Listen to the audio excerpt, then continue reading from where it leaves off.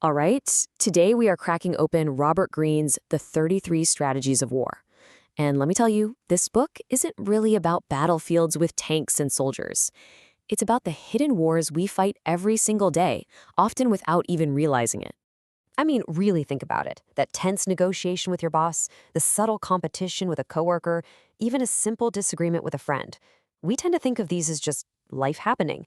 But what if I told you they're all small battles in a much larger war? A war that you need a strategy for, not just good intentions. And this quote right here, it gets to the absolute heart of Greene's idea. Look, we're all taught to be nice, to cooperate, to be fair, and those are great things.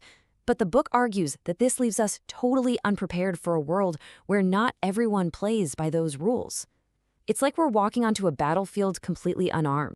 So that brings us to our first big idea, the hidden war of life. This book wants you to see the world not as this peaceful, cooperative place, but as a strategic landscape. Things like office politics or social climbing aren't just annoying parts of life, they're campaigns. They're maneuvers in a quiet war where the smartest strategist, not always the loudest or most aggressive person, is the one who wins.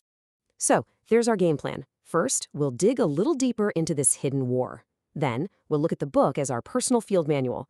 After that, we're going to zero in on two incredible strategies, one for the war inside your head and one for the battles out in the world.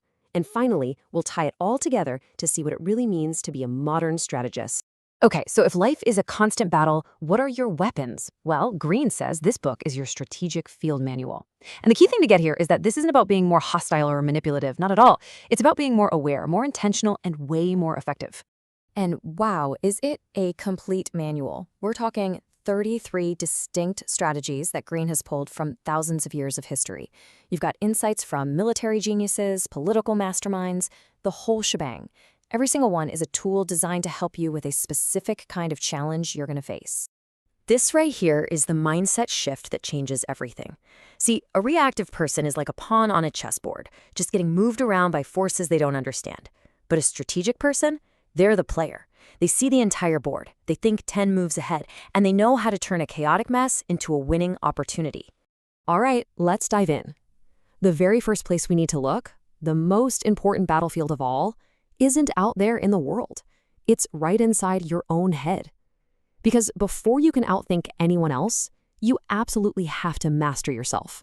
This is strategy number 3, and it is a game changer. Greene's point is that in any conflict, your opponent's single greatest weapon is your own emotion.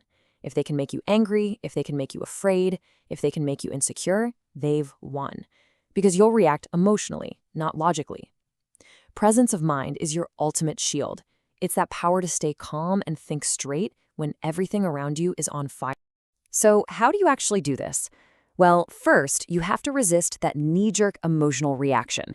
You get a passive-aggressive email and you feel that flash of anger.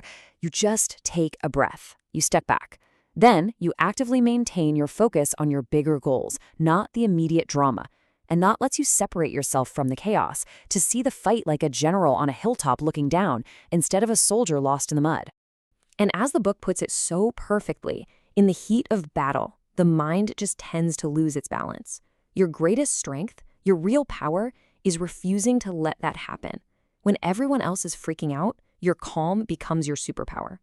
Okay, now let's move outward. Once your own mind is steady and clear, you can start to shape the world around you. And this is where the offensive strategies come in. And remember, we're talking about precision here, not just blind aggression. And this brings us to strategy number 14. You know, most people, most organizations, they're slow. They're hesitant. They debate things to death. They wait for the perfect time that never comes. This strategy is all about weaponizing that hesitation. By acting with incredible speed and doing something they never saw coming, you throw them so far off balance they can't recover. Greene basically lays out a kind of blitzkrieg or lightning war for everyday life. So whether you're launching a new product, making a bold career move, whatever it is, the playbook is the same. You analyze the opening while everyone else is still talking. You act with decisive force while they're still thinking. And you lock in your victory before they even know what hit them.